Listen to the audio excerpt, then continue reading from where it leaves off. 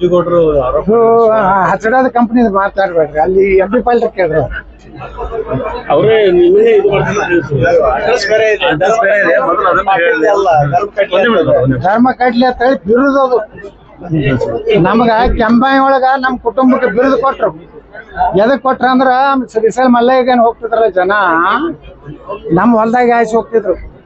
ಅಲ್ಲಿ ಕಡ್ಲಿ ಬೆಳೆದಿರ್ತಿದ್ರು. ನಮ್ಮ ಅಲ್ಲಿ ದೇಸಾಯಿ ಇರ್ತಿತ್ತು ಹೆಸರು, ನಮ್ದು ಹಸಡದ ತಿದ್ದಿಲ್ಲ, ದೇಸಾಯಿ ಇರ್ತಿತ್ತು.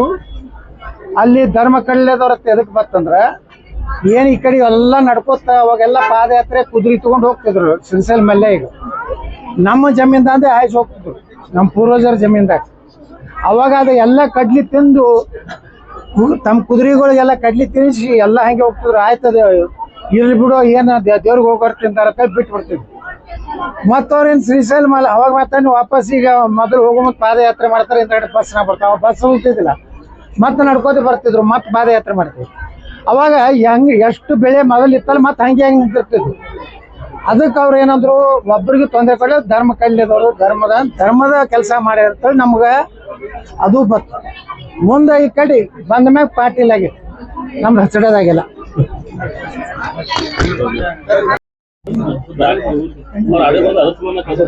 ನೋಡಿ, ಅದು ಏನು ರಣ್ಯ ಬಂಗಾರದ ಹಗರಣ ಏನಾಗಿತ್ತು, ಅದರಲ್ಲೇ ಸಾಕಷ್ಟು ಮಂತ್ರಿಗಳ ಹೆಸರಿತ್ತು.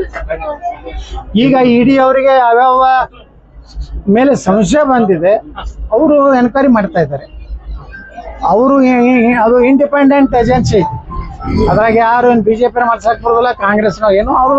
ಅವ್ರ ಸಂಶಯ ಇದ್ದಲ್ಲಿ ಅವ್ರು ರೇಡ್ ಮಾಡ್ತಾರೆ. ಅವ್ರಿಗೆ ಏನಾದ್ರು ಮಾಹಿತಿ ಸಿಕ್ಕರೆ ಅವ್ರ ಕ್ರಮ ತಗೋತಾರೆ, ಏನು ಸಿಗಲಿಲ್ಲ ಅಂದ್ರೆ ಅವ್ರನ್ನ ಬಿಟ್ಬಿಡ್ತಾರೆ.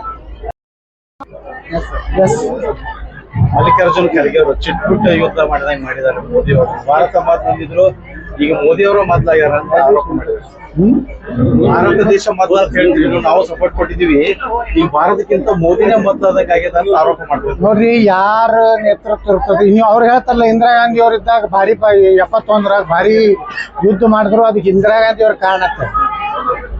ಈಗ ಪ್ರಧಾನಮಂತ್ರಿ ಯಾರದಾರ್ರಿ? ಮೋದಿ ಅವ್ರ. ಮತ್ತ ಅದ್ರ ನೇತೃತ್ವ ಕೊಟ್ಟವ್ರು ಯಾರು? ಇಂಡಿಯನ್ ಆರ್ಮಿಗೆ ಫ್ರೀ ಹ್ಯಾಂಡ್ ಕೊಟ್ಟವ್ರು ಯಾರು? ಮೋದಿ ಅವರು.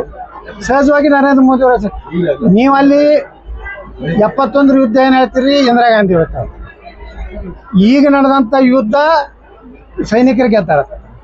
ಸೈನಿಕರಂತೂ ಸೈನಿಕರ ಪರಿಶ್ರಮನೇ ನಂಬರ್ 1 ಇದೆ. ಅದನ್ನೇನ ನಾವೇನು ಯಾರು ಸೈನಿಕರೆಲ್ಲ ನಾವು ಹೋಗಿ ಯುದ್ಧ ಮಾಡಿರೋದು ಮೋದಿಯವರು ಎಲ್ಲಿ ಹೇಳಿಲ್ಲ.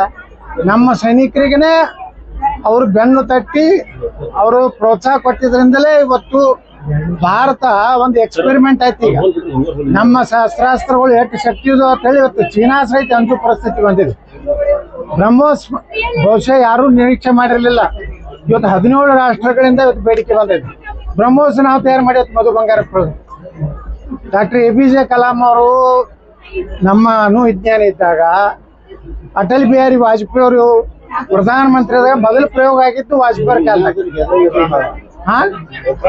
ಉಕ್ರಾಣದಲ್ಲಿ ಸಹ APJ ಕಲಾಂ ಅವರು, ಜಾರ್ಜ್ ಫರ್ನಾಂಡಿಸ್ ಅವರು, ಅಟಲ್ ಬಿಹಾರಿ ವಾಜಪೇಯಿ. ಅದಕ್ಕೆ ನಾ ಹೇಳ್ತೀನಿ, ಮಲ್ಲಿಕಾರ್ಜುನ್ ಖರ್ಗೆ ಅವರು ಮಾತಾಡ್ತಾ ನಮ್ಮ ಪಾಕಿಸ್ತಾನ ಅಂತ ಹೇಳ್ತಾರೆ. ಅಂದ್ರೆ ನಮ್ಮ ಭಾರತ ಅಲ್ಲ ಅವ್ರಿಗೆ. ಅಂದ್ರೆ ಪಾಕಿಸ್ತಾನದ ರಾಷ್ಟ್ರೀಯ ಅಧ್ಯಕ್ಷರು ಖರ್ಗೆ ಅವರು ಅಥವಾ ಭಾರತದ್ದು ಮೊದಲನ್ನು ಸ್ಪಷ್ಟಪಡಿಸಿ ನಮ್ಮ ಪಾಕಿಸ್ತಾನ ಅಂತ ಹೇಳ್ತಾರೆ. ನಮ್ಮ ವೈರಿ ಪಾಕಿಸ್ತಾನ ಅಂತ ಹೇಳ್ಬೇಕು. ಅಂದ್ರೆ ಇವ್ರದ್ದು ಎಷ್ಟು ದೇಶ ಬೇಕಾಗಿಲ್ಲ, ಇವ್ರಿಗೆ ಬರೀ ಓಟ್ ಬೇಕಾಗಿದೆ. ಮಲ್ಲಿಕಾರ್ಜುನ್ ಖರ್ಗೆ ಅವರು ಭಾಳ ಹಿರಿಯ ನಾಯಕರು, ನಮ್ಮ ರಾಜ್ಯದ್ದು ದೇಶದ್ದು. ಅವರು ಸ್ವಲ್ಪ ದೇಶದ ಬಗ್ಗೆ ಮಾತಾಡೋದು ಕಲೀಲಿ. ಅವ್ರು ಬೇಕಾದ್ರೆ ಬಾಬಾ ಸಾಹೇಬ್ ಅಂಬೇಡ್ಕರ್ ಇತಿಹಾಸ ಓದ್ಲಿ ಮೊದಲು.